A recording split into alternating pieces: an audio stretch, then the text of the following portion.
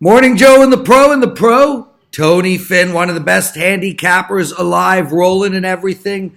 Killing it in baseball this season. You were on a 5-0 run yesterday. Looking at your face, you lost. 5-1. 5-1 now. Hey, look, dude. You're going to be on another 5-0 run. Let's Let's hope hope so. it starts tonight and puts you on a nice 9-1 run. Yes. I mean, you're as good as it gets in baseball. We are talking NBA tonight. Just quickly to let everyone know, Drew Martin is the $2 handicapper at Sports Memo today, and Carmine Bianco with a 5-unit play in hockey tonight is the $2 guy at WagerTalk.com. Every Tuesday, we single out one handicapper. We charge you $2 for it. There's always a crossover play inside, which is half price off of somebody else. So make sure to check it out at WagerTalk TV. Tony Finn, a lot of videos today, dude. Dave Koken and Drew Martin on First Pitch. It was a 40-minute show. Carmine and Andrew on Puck Time. It was a 15-minute show. I'd like to keep this show under 10 because I'm getting hungry. You won't get an argument from me on that. I too here have lots to do, so let's get on with it. Golden State tonight, -7.5 against Portland. The over and under here, Tony, is 220.5, and it did come out at 218. And let's bottom line this game. I'll give you my perspective real quick first. And you know, even though I study trends and stats and I look at, I look deep into the numbers, I never speak that way, Tony. I always speak, as a layman and giving everything the eye test and thinking everything through very logically, whereas a lot of you guys are going to throw out statistics and trends and blah, blah, blah, blah, blah. So from a logical perspective, here's how I look at it. Lillard had a bad game, shooting percentage-wise in Game 7, 15 points. CJ was really the guy who dominated that game for Portland. I think CJ has his confidence at an all-time high. I think we're going to see a good game from him tonight.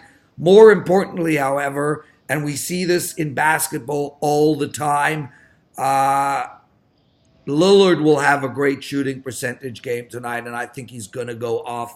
I think Portland comes into this game feeling really confident and feeling like they can play with Golden State. We see it all the time. A team loses their best player their next game. They play outstanding. We saw it with Durant.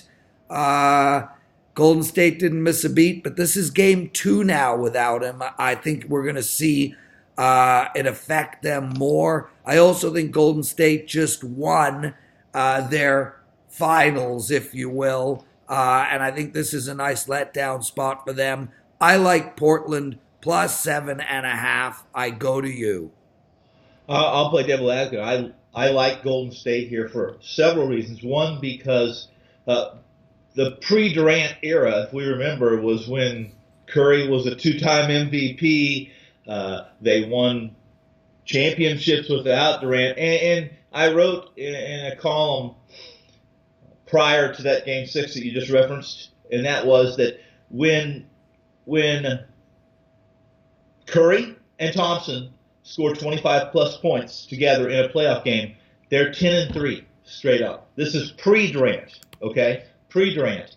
I think Lillard's a little fatigued. I think that series against Denver was brutal, playing at altitude, back and forth. And here's my scenario quickly, so we can keep this again under the 10 minutes, and that is that the pick and roll. If you watch that Game 6, Curry was pick and roll, pick and roll. And if there's a team that does a much better job against the pick and roll than Houston, it may be Golden State with Green. It being the one that switches off, and he's a guy that can play center, he can play point guard, he can shoot the three, he can do a lot of things. Here's the deal: is Cantor going to be abused tonight by this pick and roll? And that's where I see where granted, without Durant, this Golden State team doesn't have a whole lot of shooters outside of Thompson and Curry, right? So is Portland going to gang up? and guard those two and let the other three guys beat them? Or is this going to be a straight up, let's hope we can outplay or outshoot or outpercentage I think the we're going to Golden State? see, from a defensive perspective, I think we're going to see Portland play at 2-3. I think they're going to have three guys playing zone on the line.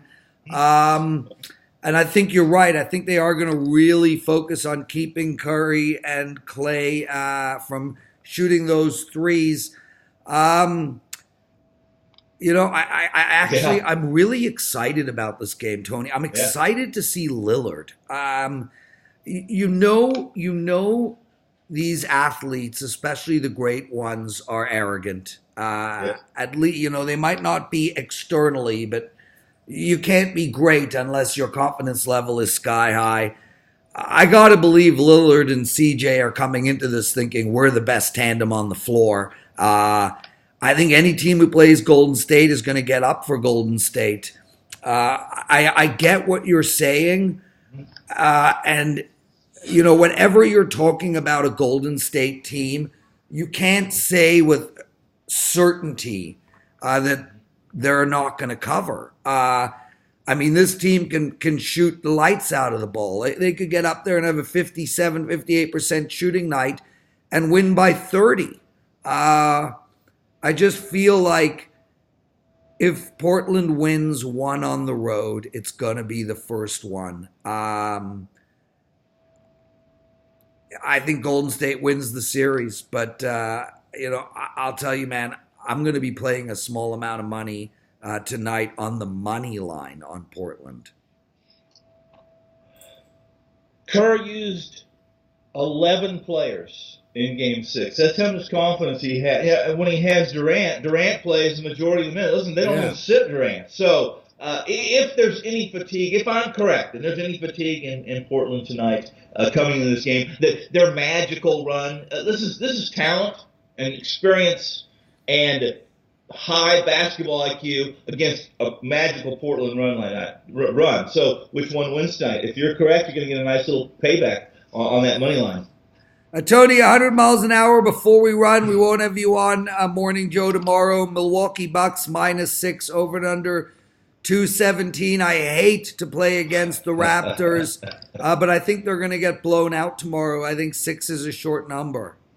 I want to know, I have a question for you since you're the big Raptors fan. Is this when Leonard actually mans up against the Greek Freak? Because he didn't during the regular season. This is a playoff. It's a different animal. Okay. No. That's my question, Sid. Yeah, listen, I don't know. I'm not reading newspapers or anything, but here's how I look at this. Here's how I would game plan against Giannis. I can't put Leonard on him. No matter how good Kawhi is, the Greek Freak is just he's too large and he's too tall. And I think he'll get a lot of shots over Kawhi, although that's not a bad thing because we want him taking jump shots. I think I would be very surprised if Kawhi is guarding him. I think we're going to see a tandem of Gasol and Ibaka, and I think both of them, don't forget, all-world defensemen, both of them as well. And if I was Nick Nurse, I would pull both of them aside and say, guys, together you have 10 fouls. You better use 9 of them up. Yeah, here's the deal. If there's anyone, and I mean this from an outsider, not like you as an insider, us being a Toronto right there in their backyard, and that is if there's anyone that can slow Giannis, it's Leonard. How much does it sacrifice his offensive production? That's the question. So it's going to be fun to watch that game. As much tonight's game is going to be good, tomorrow's is going to be good as well. I think, listen, I don't know about tomorrow's game. I think the series with Milwaukee and Toronto is going to be a better series than Golden State, Portland. I just feel like tomorrow is not going to be a good night for Toronto. Understood. I think they can come back and win game 2. Don't get me wrong. I don't think Milwaukee is this juggernaut that Toronto. And the funny thing is, and I was talking to Vivian, my girlfriend, about this last night, I actually think that no matter how good Giannis is, and he is a superstar, I think Kawhi is still better than him. Yes, You make Giannis shoot jumpers, Right. and Toronto can win the series. Yeah, I think they're gonna start the game with Gasol on him, and I think they're gonna be very rough with him, and that's what I would do.